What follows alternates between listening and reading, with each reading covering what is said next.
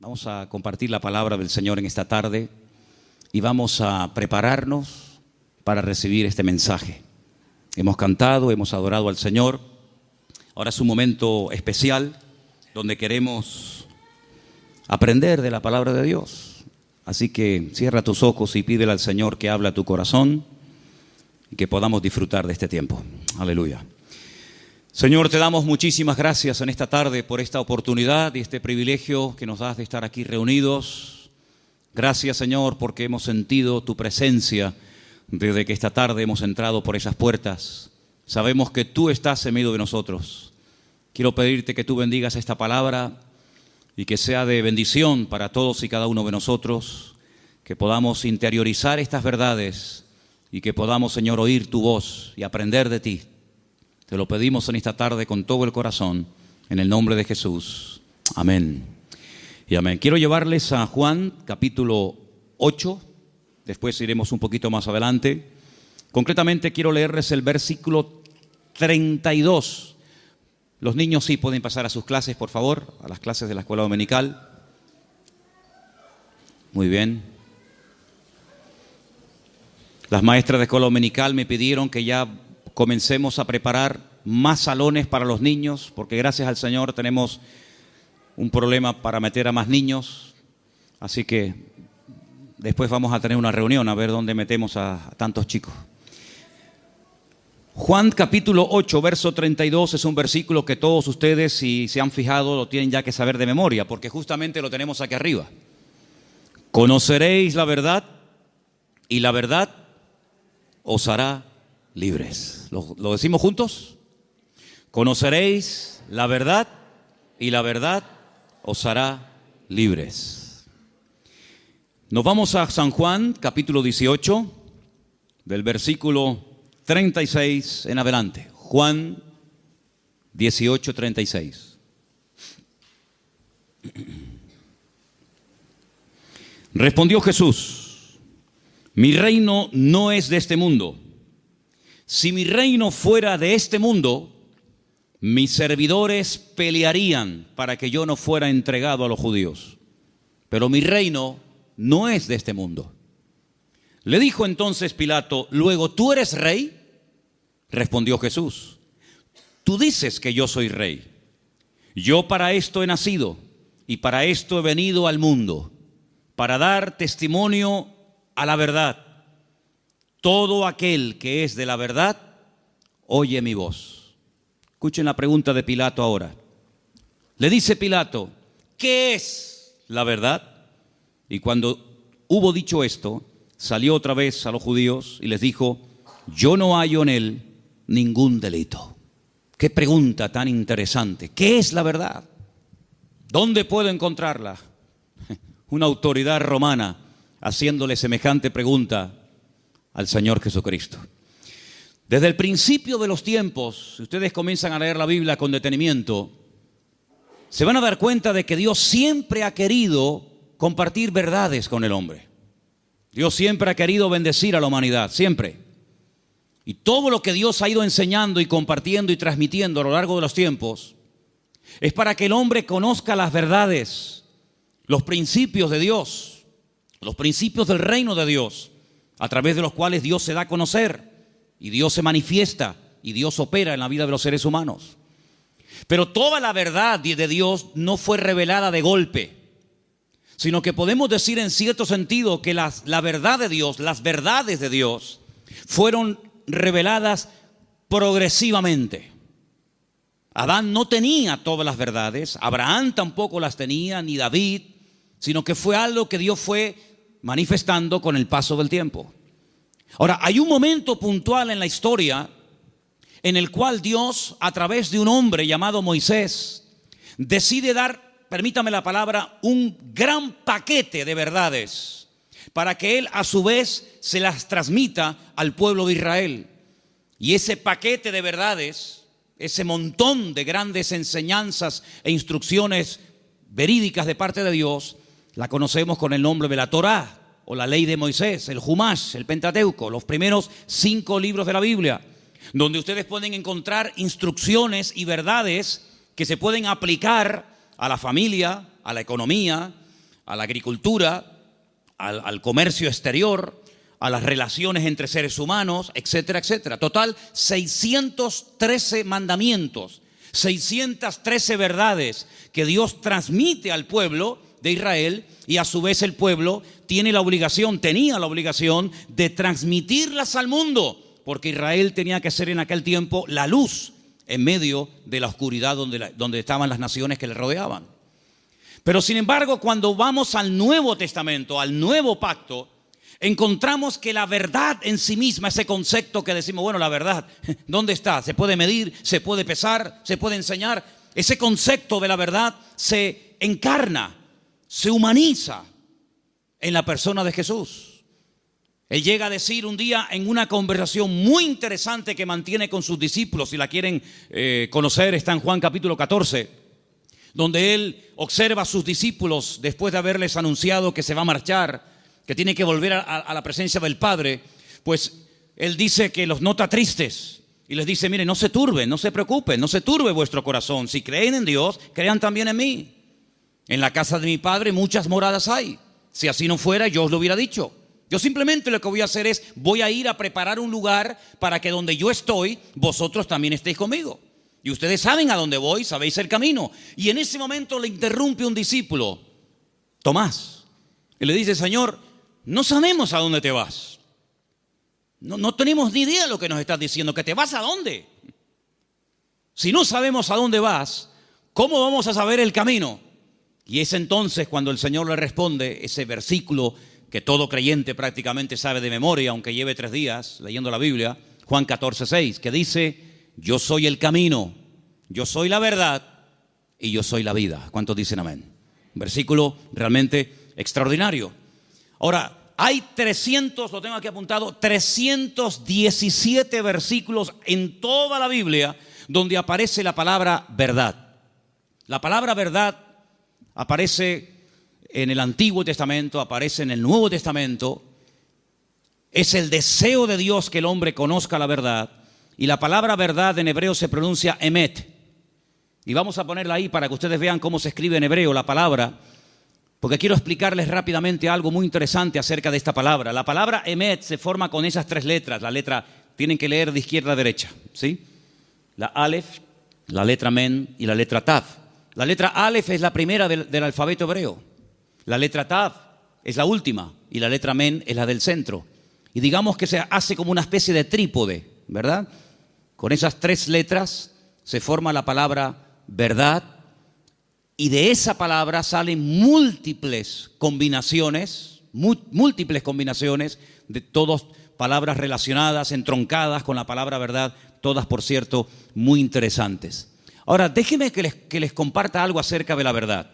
Cuando vamos a la palabra de Dios, encontramos que todo lo que uno hace en la vida tiene efectos a corto y a largo plazo. Si tú robas algo de alguien, puede ser que termines en la cárcel porque alguien te denuncia. Si tú golpeas a una persona, puede ser que te denuncie y tengas que presentarte delante de un juez. Si tú compras un coche, puede ser que te salga bueno o te salga malo. Es decir, todo efecto, todo lo que hacemos en la vida puede tener efectos positivos o negativos. Si analizamos fríamente a la luz de la palabra de Dios, ¿qué es lo que produce en el hombre? ¿Qué efectos positivos produce en el hombre la verdad? Es increíble. Lo primero que produce la verdad en la vida de la persona, como leemos aquí arriba, es libertad. Pero claro, uno tiene que decir o preguntarse, ¿libertad de qué? Cuando Jesús pronunció esta famosa frase, conoceréis la verdad y la verdad os hará libres, Él la pronunció en un contexto cultural y social completamente diferente al que tú y yo vivimos hoy en día.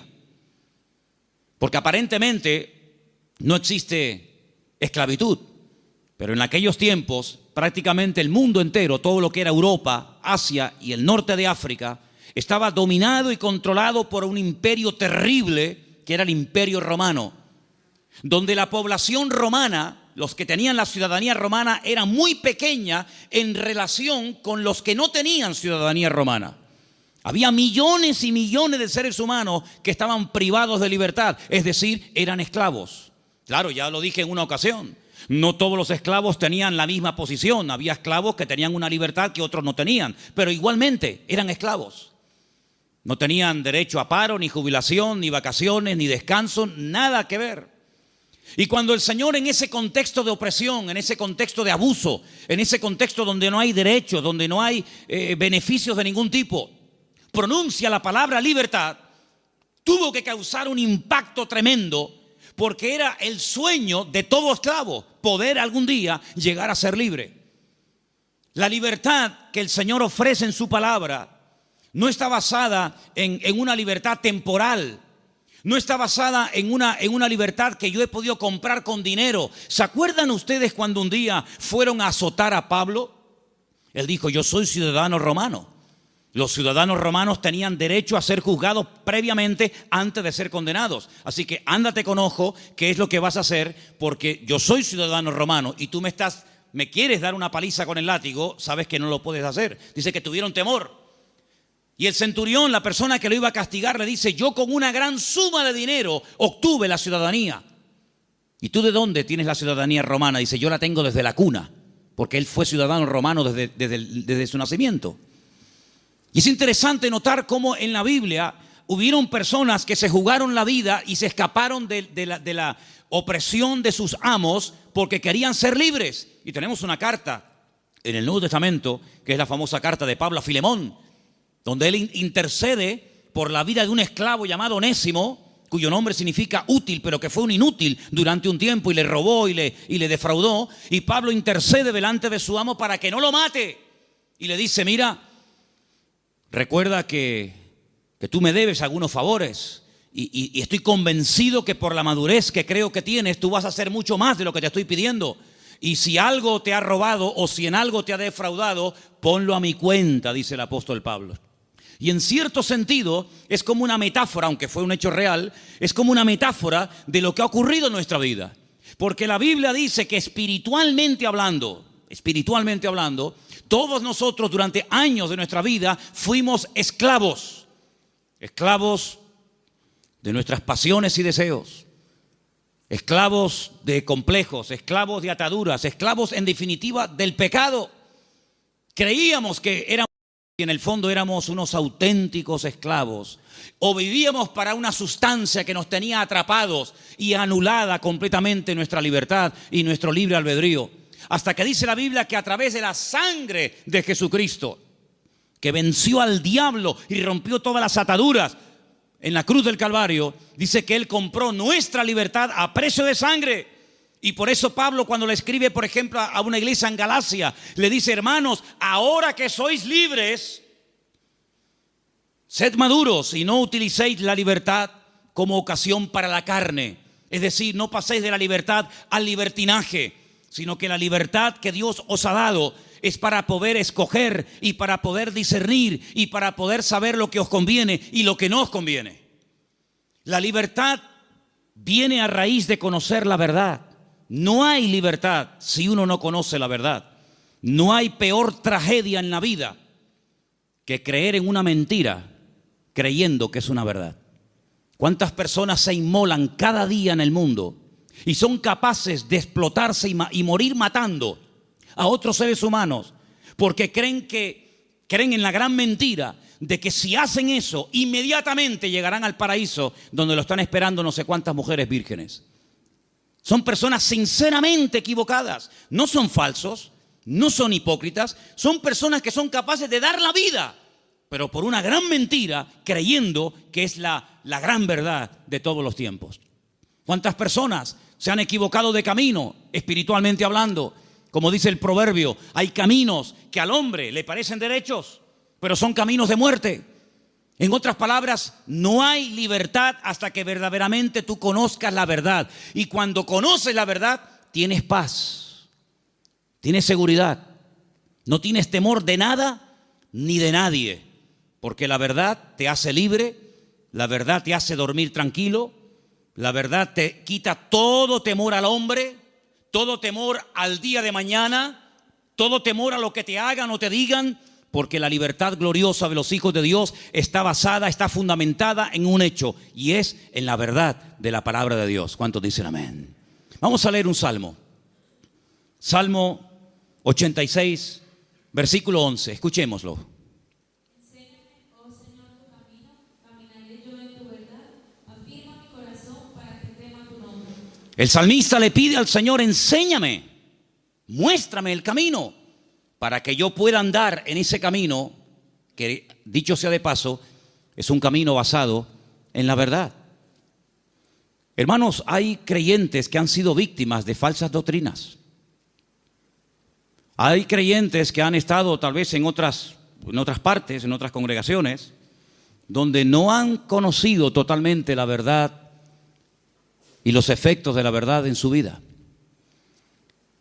Una vez visitando un grupo de iglesias en la península, cuando terminé de predicar, el pastor que me había invitado me pidió si por favor podía decirle a los hermanos de la iglesia, los que quisieran, que pasaran adelante para que orara por ellos. Yo le dije: bueno, si usted quiere que yo haga eso, está bien, que pasen adelante los que quieran, que en esta noche oremos por ellos. Cuando me acercaba a la gente que había pasado al frente, yo les preguntaba en baja voz al oído: ¿hay algún motivo, hay alguna cosa por la cual quiere que yo ore por usted? Y me decía, por ejemplo, la primera persona: sí, hermano, quiero que ore por mí porque estoy bajo maldición. Bueno, cuando iba al segundo, me decía más o menos lo mismo. Cuando llegué al tercero y me dijo más o menos lo mismo, digo: un momento. Me volví a subir al púlpito y volví a predicar otra vez. Digo: ustedes son víctimas, ustedes han sido víctimas de una mala enseñanza. Ustedes no están viviendo como creyentes.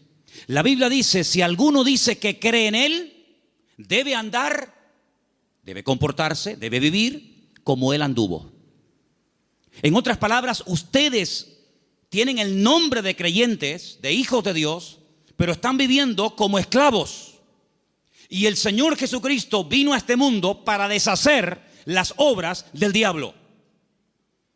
Y ustedes no entienden que el Señor Jesucristo, cuando fue clavado en la cruz, cargó, según dice la palabra de Dios, todas y cada una de las posibles maldiciones, y Él se hizo maldición para que nosotros heredásemos bendición. Por lo tanto, ustedes están agarrándose a conceptos distorsionados y equivocados, y esa ignorancia es la que está haciendo que ustedes no vivan bien, no coman bien y no disfruten de la vida gloriosa de un hijo de Dios. Y cuando ellos recibieron esta enseñanza en esa noche y en otros días, ellos comenzaron a darse cuenta de que habían estado atrapados y habían estado esclavizados de mentiras que no sé quién se las enseñó, pero que ellos la abrazaron y la creyeron, interiorizaron esas mentiras, y si la verdad nos hace libre, la mentira nos hace esclavos. Por eso es muy importante, como decía el salmista: Señor, enséñame tu camino, enséñame las verdades de tu palabra para que yo pueda caminar por ellas. Leía en el día de hoy un libro que a mí sinceramente me apasiona, es uno de mis libros favoritos de lo que llamamos el Antiguo Testamento, el libro de Daniel. Hay un momento en el que Daniel ora al Señor pidiendo perdón por los pecados de la nación, sabiendo que el tiempo de la liberación del cautiverio en Babilonia se ha cumplido. Y hay un momento en el que él ora y dice las siguientes palabras. Escúchenlas, por favor, del libro de Daniel. Después les digo dónde estamos leyendo.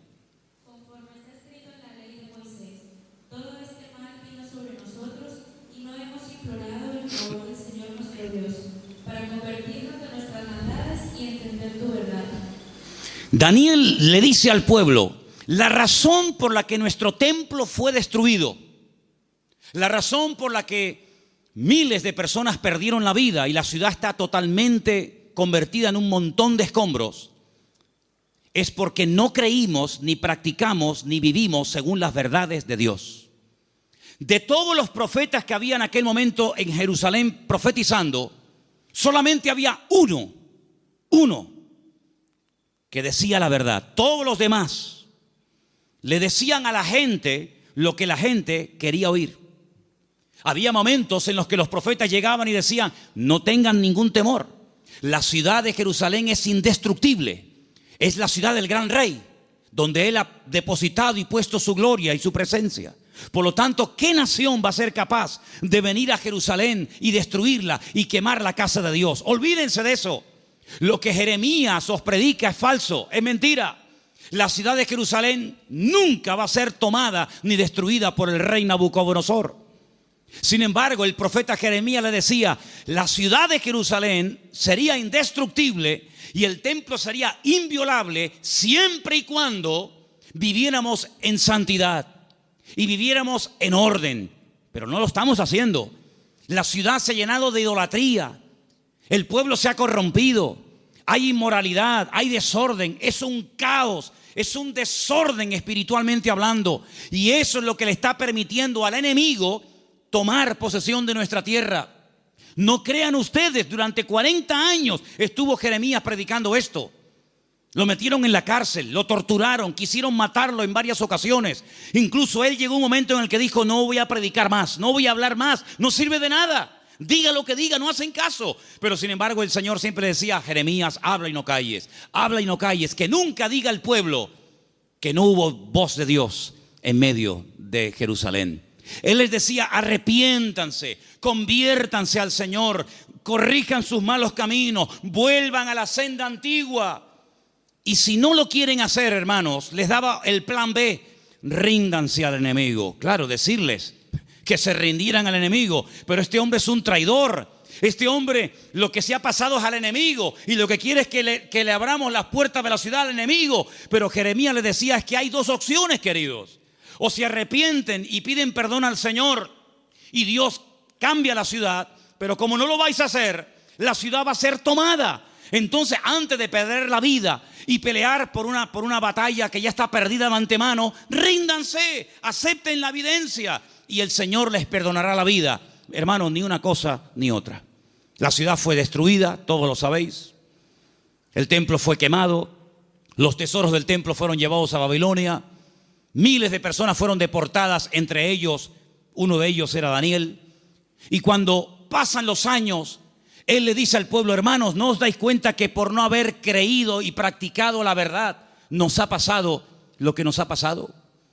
Hermanos queridos, creer en mentiras, interiorizar mentiras, practicar mentiras, tiene consecuencias a corto y a largo plazo, todas y cada una de ellas destructivas. Si tú crees que eres un inútil, tú vas a vivir creyéndote que tú eres un inútil. ¿Quién te lo dijo? ¿Tu marido? ¿Papá? ¿El profesor? Y tú te has creído esa gran mentira, porque Dios no ha creado seres inútiles. Dios ha creado al hombre a su imagen y semejanza. Es el hombre el que se deteriora, el que se autodestruye a sí mismo. Pero Dios creó al hombre como la corona de la creación. Dios delegó en el hombre responsabilidades que no delegó en animales. Y Dios creó el mundo para el hombre, no el hombre para el mundo. Pero lamentablemente el hombre prefiere creer en mentiras en vez de creer en verdades. Y por eso muchas veces es un auténtico esclavo de su ignorancia, de sus errores y de sus mentiras. Pero la libertad gloriosa de los hijos de Dios viene única y exclusivamente cuando experimentamos la verdad en nuestras vidas. He preparado una pequeña selección de versículos. Vamos a leerlos, por favor. Algunos de ellos están en Proverbios. El anterior les dije que estaba en Daniel 9:13. Pero quiero que leamos esta pequeña selección de versículos donde vais a notar que en cada uno de ellos aparece la palabra verdad. Prestemos atención. Proverbios 3, versículo 3. Aparten de ti la misericordia y la verdad. Átalas a tu cuello, escríbelas en la tabla de tu corazón. David le daba tanta importancia a la verdad en la vida de su hijo Salomón que le dijo, nunca te apartes de la verdad. Si tienes que amarrarla de una forma metafórica en tu cuello, hazlo. Pero que la verdad sea el fundamento de tu vida, de tu existencia. Proverbios 16:6. Con misericordia y verdad se corrige el pecado, y con el temor de Dios los hombres se apartan del mal. Con misericordia y con verdad.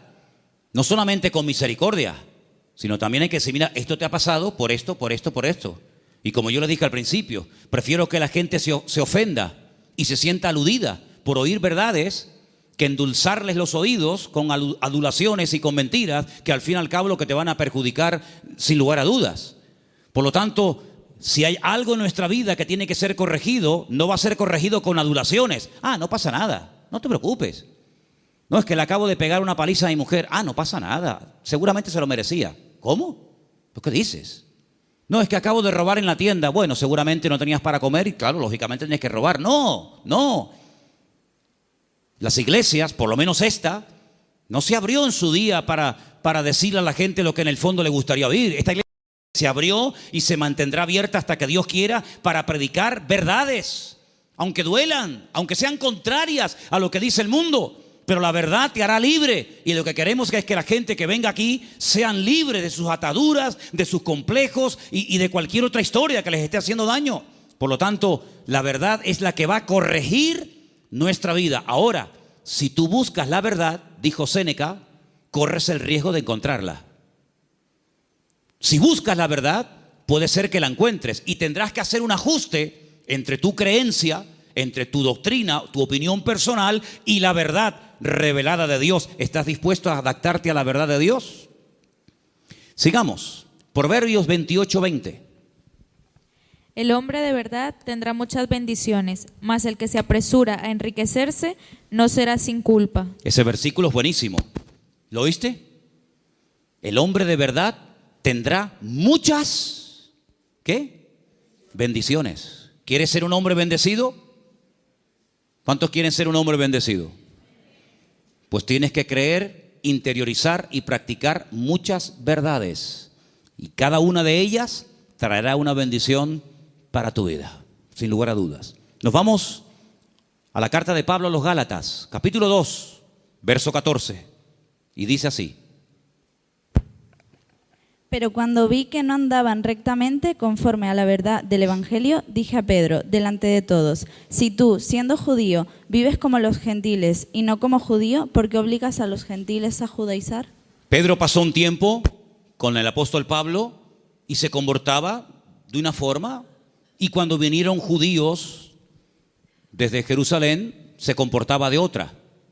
Y Pablo observó que delante de unas personas se comportaba de una manera, y cuando esas personas no estaban, se comportaba de otra. Y Pablo dijo: no estás actuando conforme a la verdad. El creyente es igual dentro de la iglesia que fuera. Es igual en lo privado que en lo público. Por la mañana o por la noche, da igual. No es que es un disfraz que me pongo para venir aquí y pongo cara de santurrón y de bueno y luego en la calle soy un demonio o en mi casa. No. Pablo dijo: no andáis rectamente conforme a la verdad. Y lo corrigió, porque acabamos de leer que el pecado, lo deficiente, lo incorrecto, ¿cómo se corrige? Con misericordia, pero también con verdad. Seguimos en Gálatas, capítulo 3, verso 1, y dice: Oh Gálatas insensatos, ¿quién os fascinó para no obedecer a la verdad? A vosotros ante cuyos ojos Jesucristo fue ya presentado claramente entre vosotros como crucificado. Hay un momento en el que entran en la congregación personas que comienzan a enseñar cosas diferentes a las que aprendieron a través del apóstol Pablo, fundador de la iglesia. Le llega la noticia al apóstol Pablo y les escribe una carta y les dice: pero ¿por qué no estáis obedeciendo a la verdad? Luego, la verdad no es simplemente para decir estoy de acuerdo con ella, sino es para obedecerla. Es decir, por eso dije antes, no me diga amén y después hace otra cosa, porque el daño se lo va a hacer usted. A mí no me va a producir ningún daño el que usted diga a una cosa que yo predico amén y que luego no la practique. A mí no me va a perjudicar lo más mínimo. Pero cuando usted le manda al cerebro una orden, cuando el cerebro con su boca oye una cosa, usted con su boca dice una cosa, pero luego hace otra, está demostrado científicamente, créame esto, hermano. Cuando usted con sus palabras dice una cosa, pero hace otra, usted está enfermando su mente. ¿Qué le parece? Últimamente se han hecho experimentos en este sentido y se han preguntado muchos médicos y muchos doctores y muchos científicos: ¿cómo es posible que haya gente que aparentemente le tiene que ir bien en la vida, que tienen buenos trabajos, buenos coches, buena ropa, buena casa, etcétera, etcétera, y están como perturbados, están como hay un conflicto en su mente? Y llegaron a la conclusión de que cuando una persona con la boca dice una cosa, pero luego hace otra, está envenenando su cerebro. Así que mejor es estar con la boca cerrada que decir estoy de acuerdo, amén, voy a hacer esto, y luego estás haciendo todo lo contrario, te estás perjudicando. Así es que el apóstol Pablo dice, ¿por qué no estáis obedeciendo a la verdad? Porque la verdad no es para que digáis, ay, qué bonita. La verdad es para obedecerla. Y cuando se interioriza y se obedece a la verdad, automáticamente trae el fruto de paz, de seguridad, de libertad, etcétera, etcétera. Vamos a 2 de Timoteo 2:15. Otro texto, por cierto, muy interesante, que dice así. Procura con diligencia presentarte a Dios aprobado, como obrero que no tiene de qué avergonzarse, que usa bien la palabra de verdad. Que usa bien. Hay gente que conoce la palabra, pero la tergiversan, la manipulan, quitan parte del versículo o añaden cosas que no dice la Escritura. Y tú dices, oye, ¿cómo saben esta gente la palabra? ¿Cómo la conocen? No, la manipulan. Y uno de los peores pecados que podemos hacer es amañar, manipular la Escritura para enseñar medias verdades. Yo dije en una ocasión, y lo vuelvo a repetir hoy, que cuando en la vida de un creyente viene una enseñanza, un mensaje que está basado en mentiras, automáticamente la persona, por la experiencia, por el discernimiento espiritual o por el conocimiento, aunque sea mínimo, de la Escritura, automáticamente lo descarta, porque dice, eso no es verdad, eso es mentira. Si una persona viene y te da un mensaje basado puramente en la verdad, todo es verdad desde el principio hasta el final, no hay ningún problema, no hay que cuestionar nada porque reconoces que es la verdad. El problema está cuando se mezclan verdades con mentiras. Y hay que tener mucho discernimiento espiritual, mucha experiencia y mucho conocimiento de la palabra para saber dónde cortar, dónde separar la verdad de la mentira. Hermanos, el Señor Jesucristo dijo una vez a los discípulos y por lo tanto a todos y a cada uno de nosotros en el día de hoy: os conviene que yo me vaya, porque si yo no me fuese, el Consolador no vendría. Pero si yo me voy, yo le rogaré a mi Padre para que os envíe el Consolador para que esté con vosotros para siempre. Es decir, que lo que ustedes pueden entender que es una desgracia y una tragedia, va a ser un beneficio para vosotros. Porque si yo no me voy, ninguno de vosotros podría tener el espíritu que yo he tenido durante estos años de mi vida. Pero yo lo enviaré, yo le rogaré al Padre para que os envíe al Consolador y esté con vosotros para siempre. Y dice, Él tomará de lo mío y Él os lo hará saber. Número 2, Él os recordará todas las cosas que yo os he enseñado. Número 3, Él convencerá al mundo de pecado, de justicia y de juicio. Y dice algo muy interesante y lo he dejado para el final. Y Él os guiará a toda la verdad. ¿Cuántos dicen amén? La verdad no es una lotería que unos la descubrieron y otros tantos nunca supieron cuál era. La verdad tiene nombre y se humanó y se encarnó en la figura de nuestro Señor Jesucristo. Por eso Él declaró categóricamente: yo soy el camino, la verdad y la vida. Pero el versículo no termina ahí. El versículo añade la siguiente frase: y nadie va a ir al Padre sino solamente a través de mí. ¿Cuántos dicen amén? Jesús no es una verdad. Bueno, hubieron muchas verdades y Jesús vino a enseñar otra gran verdad. No, Jesús es la verdad, con mayúscula y subrayado. No hay 1000 verdades y cada uno escoge la suya. No, Señor. Hay una verdad revelada en la palabra, manifestada en la persona de Jesucristo. Y si prestaron ustedes atención a la lectura que esta tarde se leía, hay un momento en el que en el discurso de Pablo, que se leyó esta tarde en el Areópago en Grecia, él dijo, hay un momento en el que Dios pasó por alto la ignorancia de las naciones. Pero Dios ha establecido que a través de su Hijo, el que a Él ha escogido, algún día, cuando Él lo tenga determinado, juzgará a todas las naciones de la tierra, y por aquel varón que Él levantó y constituyó, juzgará a todas las naciones de la tierra. Es decir, hay un momento en el que pudimos ser ignorantes, pero ya no somos ignorantes, ni queremos seguir siendo ignorantes. Amén, hermanos. Ahora queremos aprender las verdades. Y puede ser que cuando descubramos ciertas y determinadas verdades, nos demos cuenta, como a mí me pasó, que los hombres me engañaron. Porque los hombres me enseñaron cosas que no eran verdades, pero me las enseñaron como si fueran verdades. Y yo las creí. Y por eso no podía vivir una vida de libertad, de paz, de victoria, de bendición. Porque la mentira, la ignorancia no es la respuesta. La respuesta y lo que Dios quiere para la vida de todos y cada uno de nosotros es que conozcamos la verdad. Y la verdad se puede conocer y experimentar y vivir, y es la persona de Jesucristo. ¿Cuántos dicen amén? Quiero que leamos un versículo más. Isaías 26:2. Porque ahí la palabra verdad, emet, aparece en plural y me llamó mucho la atención. Y quiero que escuchen este texto, por favor. Isaías 26:2. Abrid las puertas y entrará la gente justa, guardadora de verdades. Guardadora de verdades. Isaías 26:2. Emet es verdad, emunim es verdades. Hay una gran verdad que Dios reveló a través de Jesús, y es que el hombre es pecador. Por más que intente, no puede tener comunión con un Dios santo. Pero Dios envió a su Hijo unigénito al mundo para que todo aquel que crea en Él no se pierda, mas tenga vida eterna. Esa es la gran verdad. Que hay un Salvador, que se puede restaurar la relación del hombre con Dios, que el hombre puede salvarse de la condenación, que el hombre puede volver a tener comunión con su Creador y su Diseñador. Esa es la gran verdad. Pero luego, en torno a esa gran verdad giran muchas verdades. Y en los próximos domingos voy a compartir con vosotros varias de esas verdades en plural.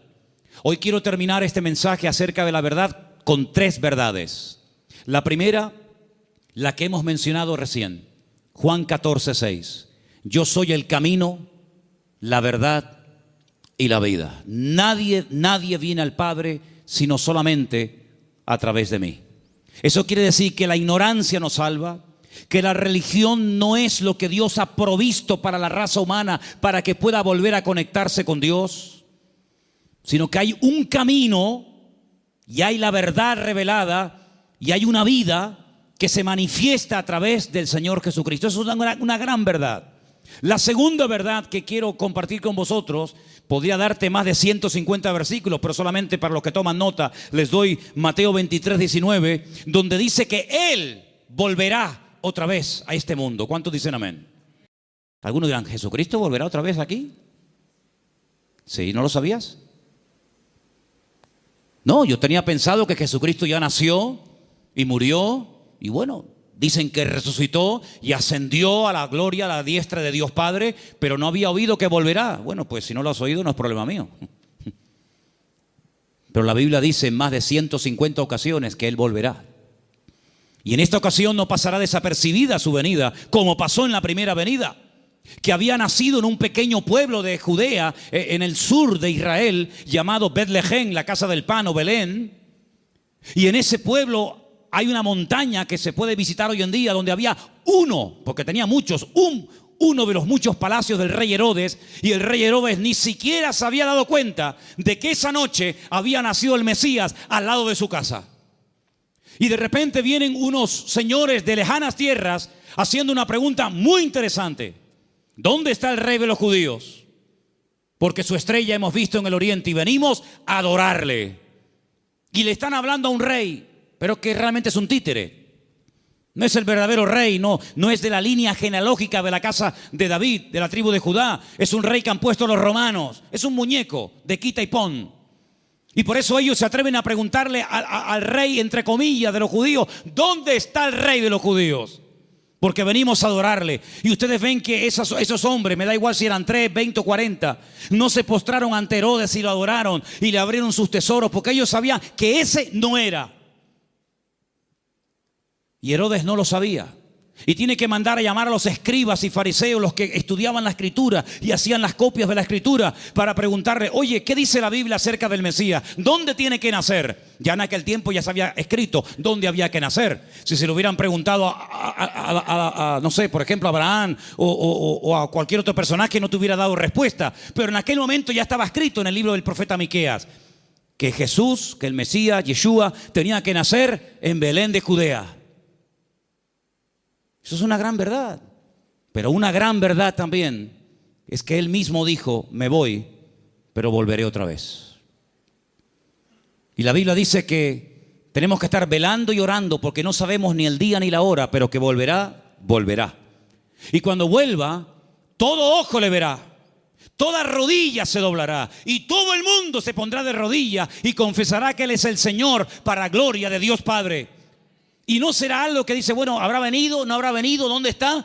Hermanos, será algo que va a tener un impacto a nivel mundial. Probablemente para algunos esto les suene a chino, esto les suene a algo como ciencia ficción, pero esto no es un cuento ni un mito, esto es palabra de Dios. Jesucristo viene y viene muy pronto. ¿Cuántos dicen amén? Y esa es una de las grandes verdades que no tenemos que olvidar. Y hermanos, estamos más cerca que nunca de la venida del Señor. Y hay cientos de señales y cientos de información, de datos que nos indican cuánto tiempo falta para venir. Y uno que se menciona muy poco, prácticamente nadie lo menciona, pero yo quiero mencionarlo esta tarde, es que dice el Señor que antes de que Él venga, vendría un tiempo de prueba a todas las naciones de la tierra.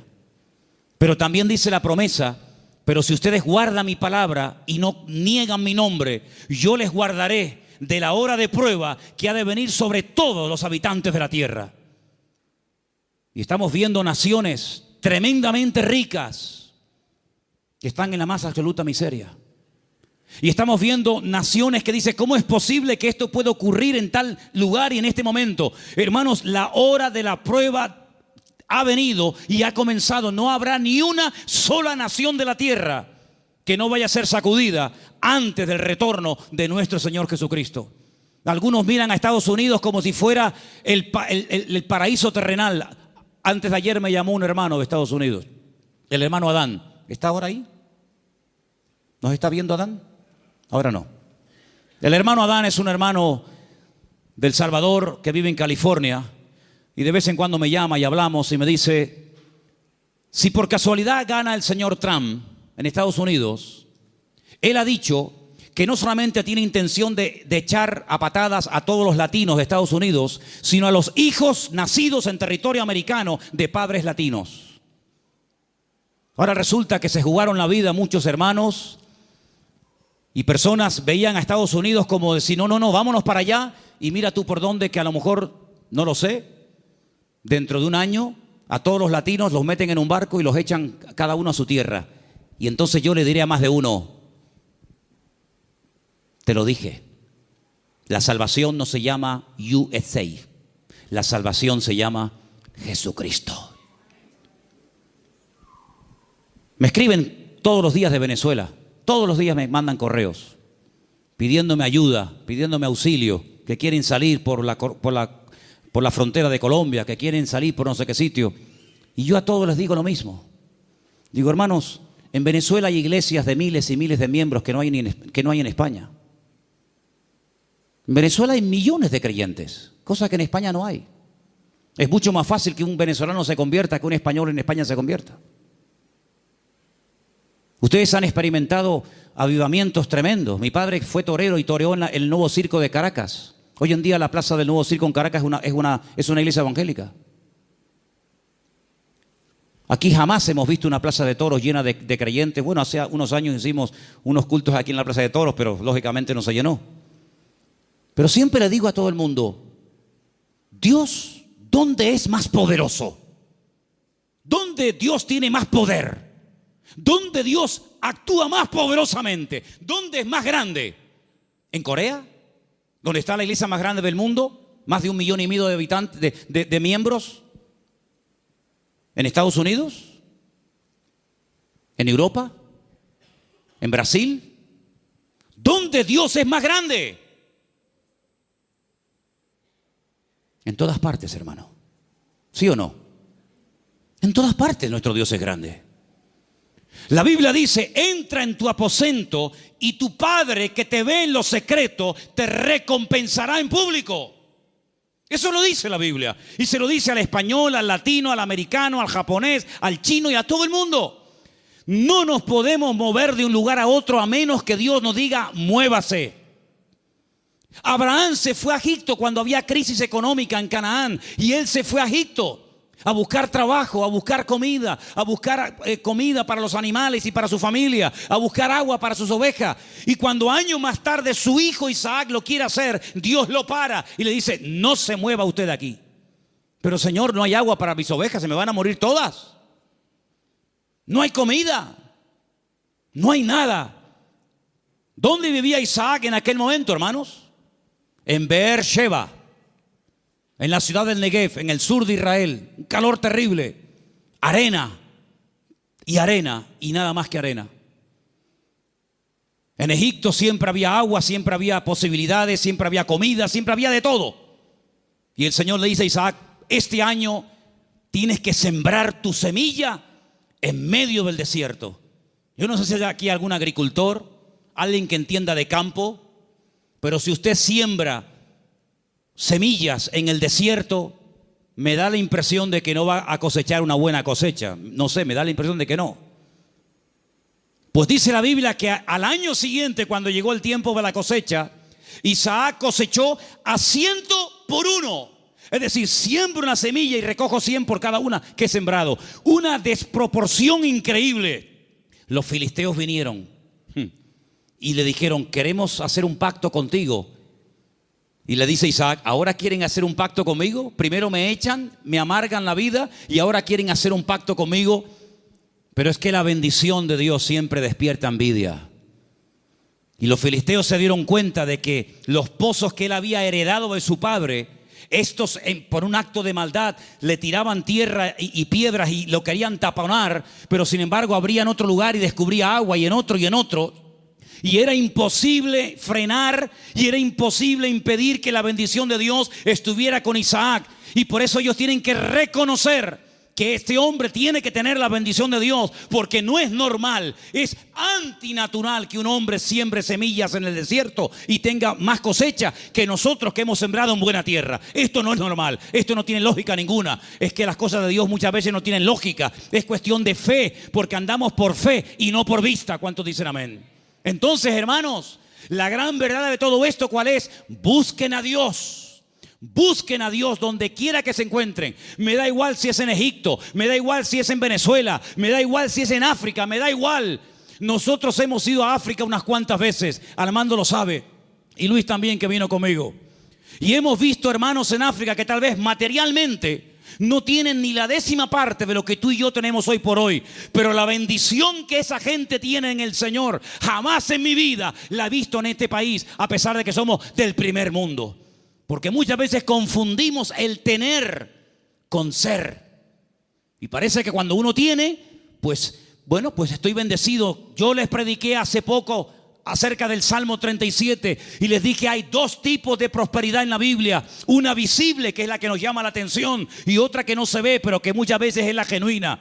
Una que consiste en tener y otra que consiste en ser. Y el Señor nos está enseñando en estos tiempos, a ti y a mí, a ver si nos damos cuenta de una vez, que lo que tenemos que buscar es a Dios, que no hay que buscar trabajo, que no hay que buscar prosperidad, lo que hay que buscar es al Señor, porque buscando al Señor todo lo demás viene por añadidura. Y llevo 35 años predicando esto, y algunos lo hacen y otros todavía lo cuestionan, pero yo te digo, la Biblia dice, buscad primeramente el reino de Dios y su justicia, y todo lo demás vendrá por añadidura. Y uno dice, bueno, y si yo quiero estudiar y saber qué es todo lo demás, el mismo pasaje te lo dice. Jesús se para con sus discípulos y dice, vamos a ver, la gente del mundo, ¿qué busca sinceramente? La gente que no se congrega, ¿qué es lo que buscan? Bueno, pues buscan un buen trabajo para tener una buena casa, un buen coche si puede ser, buena ropa, poder viajar y tener vacaciones, y si me puedo comprar el ordenador de último modelo me lo compro, y si puedo. Esa es la meta de la gente del mundo, tener cosas a través de su esfuerzo de trabajo. Muy bien. Dice, pero vosotros no podéis vivir así. Ustedes lo que tienen que hacer es no preocuparse por qué voy a comer mañana. No preocuparse por lo que me voy a poner mañana de ropa. Ese estilo de vida es el estilo de vida de los gentiles, de los que no me conocen a mí. ¿Es que acaso ustedes no se dan cuenta que los pájaros no siembran ni guardan en graneros y vuestro Padre Celestial los alimenta? ¿No os habéis dado cuenta de eso? Todo lo que Dios pone a nuestro alrededor es una enseñanza objetiva. Si no lo ves a Dios en el amanecer, lo ves en el atardecer. Si no en la luna llena o en la luna menguante, o lo ves en el canto del pájaro, o en la ola, o en todas partes puedes ver a Dios si lo quieres ver. Si no lo quieres ver, no lo vas a ver a medio centímetro de tu cuerpo. Por lo tanto, el Señor dice, mire, los pájaros no siembran ni ciegan y Dios los alimenta. ¿Cuánto más a vosotros, hombres de poca fe? ¿Qué reprimenda les está echando el Señor? ¿Qué te crees? ¿Que por trabajar más vas a ganar más? Tú vas a ganar lo que Dios quiere que ganes. Ni un centavo más, ni un centavo menos. Ya es tiempo de dejarle a Dios que organice nuestro tiempo, que organice nuestro presente, que organice nuestro futuro. Es tiempo de que te comportes como un cristiano. Y un cristiano depende del Señor absolutamente para todo. Desde el aire que respira, desde el agua que toma, de la comida que come, absolutamente para todo. Para que Dios sea glorificado en cada una de las cosas. Esa es la vida que Cristo nos enseña. Y por eso muchas veces me han preguntado, Manolo, ¿por qué en la Biblia se veía tantos milagros con los cristianos? Y hoy en día apenas se ven milagros. Digo, claro, es lógico, hermano. ¿Cómo eran los cristianos del siglo I? Abnegados. Lo primero era la obra de Dios. Dice el libro de los Hechos. Yo no lo he escrito, por eso tengo toda la libertad del mundo para decir esto. Porque si yo lo hubiera escrito, parece que como que estoy defendiendo mis argumentos. Y yo estoy aquí arriba esta tarde defendiendo los argumentos de la palabra de Dios, no los míos. Y dice la Biblia que en la iglesia primitiva no había necesitados. No había hermanos con necesidad económica, ni uno. ¿Y qué hacían? ¿Qué hacían? ¿Cómo se lo montaba esa gente? Dice que los que tenían propiedades las vendían. Lo ponían el precio de lo vendido a los pies de los apóstoles. Y se repartía todo según la necesidad que hubiera. Yo nunca he visto eso. Yo jamás en mi vida he visto eso. Que la gente se desprenda de su patrimonio para ayudar a hermanos que no tienen para comer o para pagar la luz. Yo nunca en mi vida he visto eso. Por eso en la iglesia primitiva se veían cosas que hoy en día no se ven. Dios no ha cambiado. El Evangelio no ha cambiado, las verdades de Dios son inmutables, pero he guardado para el final un versículo que fue el versículo que yo utilicé el día 31 de mayo de 1981, cuando a las 6 de la tarde en la calle Galileo 40 en Las Palmas de Gran Canaria, yo me graduaba después de 3 años en el seminario. Este fue el texto que yo usé esa tarde cuando yo predicaba y se encuentra en Números 23, 19. Quiero que me lo pongas ahí, para que lo leamos todos juntos. Ese fue el texto del primer mensaje que yo prediqué cuando me gradué de aquel seminario. Y al día siguiente, en junio, ya estaba aquí viviendo en Tenerife con 19 años de edad. Ya ha llovido algo. Dios no es hombre para que mienta, ni hijo de hombre para que se arrepienta. Él dijo y no hará, habló y no ejecutará. Quiero oírles, hermanos, léalo conmigo. Dios no es hombre para que mienta, ni hijo de hombre para que se arrepienta. Él dijo y no hará, habló y no ejecutará. Números 23, 19. Hay algo que Dios no puede hacer. ¿Saben lo que es? Mentir. Dios no puede mentir, porque Dios es veraz. No puede decir mentiras. ¿Tú dices mentiras? ¿Has dicho mentiras? Claro que sí, y yo también. Pero Dios no puede mentir. ¿Sabes la seguridad que nos da a nosotros hoy en el siglo XXI? Saber que el Dios que tenemos no miente. Es impresionante. Eso quiere decir que si Él dijo en su palabra que estará conmigo todos los días, estará conmigo todos los días. Eso quiere decir que nada me faltará si yo estoy en la mano del Señor y dependo totalmente del Señor. Eso quiere decir que cuando yo oro, Él me oye. Y si me oye, sabemos que tenemos las peticiones que le hayamos hecho. Eso quiere decir que cada noche cuando me voy a dormir a mi casa, el Señor manda ángeles para que protejan mis sueños y me protejan de todo peligro y de todo mal. Eso quiere decir que si yo me enfermo, Él me sanará, porque el Señor es mi sanador. En otras palabras, más de 8,000 y pico de promesas en la Biblia no son cuentos, no son engaños, no son caramelos que te lo ponen en la boca y cuando lo quieres probar te lo quitan. Eso quiere decir que el que busca halla. Es verdad eso, hermanos. El que llama se le abrirá y el que pide recibe. Eso quiere decir que puedes ser libre de la droga, del alcohol, del sexo, de la lujuria, de la pornografía, de los complejos, de las enfermedades mentales, psicológicas y de todo lo que te puedas imaginar. ¿Por qué? Porque el Señor dice, conoceréis la verdad y la verdad os hará libres. Si Dios no miente, eso quiere decir que esta noche Él está aquí entre nosotros. ¿Sí o no? Si Dios no miente, eso quiere decir que cuando a mí me metan en la caja, pasaré directamente a estar en la presencia de mi Señor. Si el Señor no miente, cosa que creo que no miente, quiere decir de que nunca jamás seremos cola, sino siempre seremos cabeza. Y podremos ir de victoria en victoria y de gloria en gloria y de triunfo en triunfo y de bendición en bendición, porque es lo que Dios dice en su palabra y lo que Él promete se cumple. ¿Cuántos dicen amén? Hoy en día, ¿quién no ha comentado en algún momento? Los políticos, por favor, todos dicen mentiras. Hace años no se hablaba así. Hace años los programas más vistos en televisión, ¿cuáles eran? Las tertulias que tenían que ver con algo de política. Ya mucha gente hoy en día está diciendo, yo no voy a votar, yo no voy a votar. Y el otro lo dice, y el otro, y el otro. ¿Y para qué? Porque la gente sabe que se han acostumbrado a mentir. Y vivimos en un mundo rodeado de grandes mentiras. Pero sin embargo nosotros tenemos un privilegio, y es que hemos conocido la verdad. Y por eso la verdad nos hace libres. ¿Cuántos dicen amén? Aproveche esa libertad. ¿Para qué? Para servir a Dios.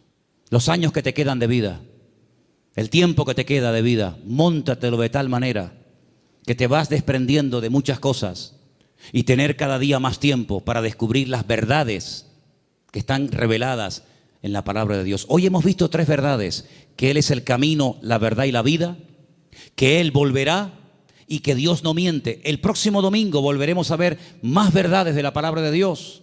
Y cuanto más verdades vayan entrando en nuestra mente, cuanto más verdades vayamos asimilando en nuestra conducta, en nuestro vocabulario, más mentiras van a ir saliendo y más libres y más prósperos y más bendecidos seremos.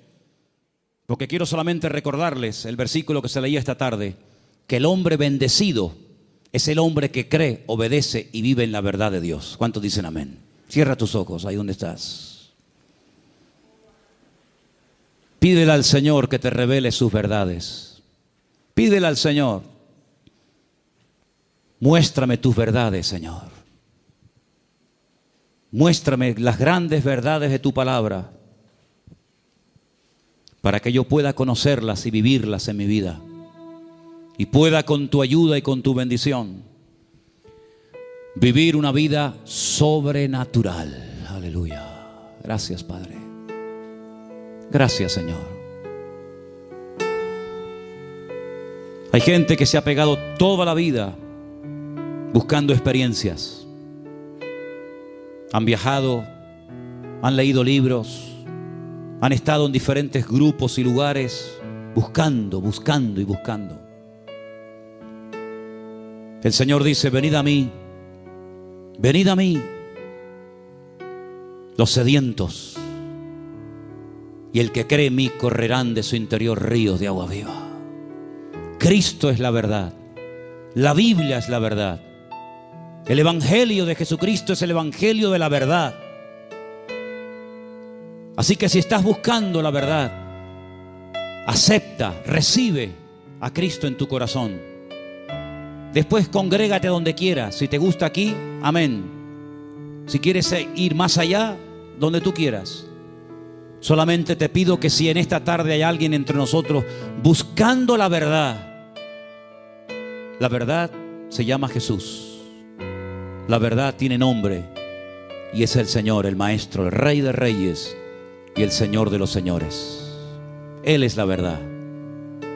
Fuera del Señor no me interesa saber nada. Señor, en esta noche te damos gracias porque la verdad se puede conocer, la verdad se puede experimentar y la libertad viene como resultado de haber conocido la verdad de Cristo Jesús. Señor, yo te pido que en nuestra vida solamente haya verdades.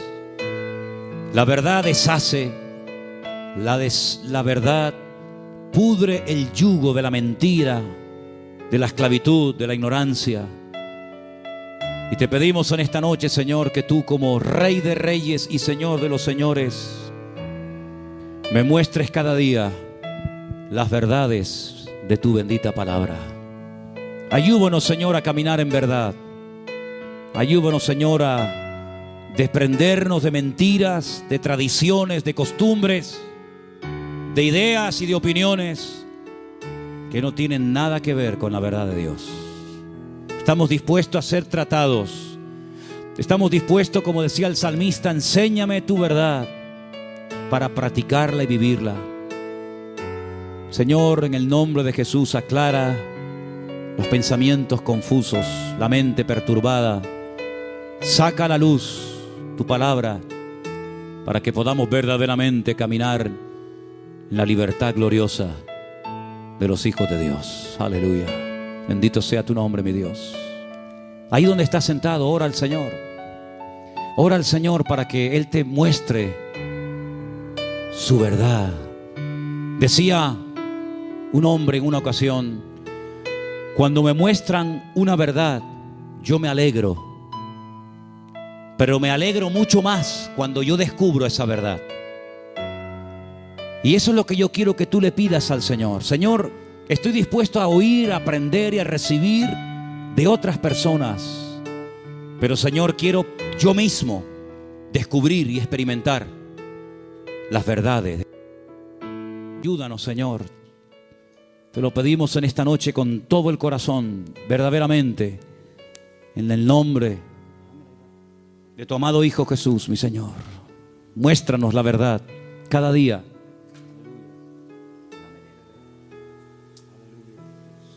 Te adoramos en esta tarde, Señor. Quiero que ores por la persona que está a tu lado. Si es conocido, tu marido, tu esposo, un hermano, no sé. Tómalo por la mano.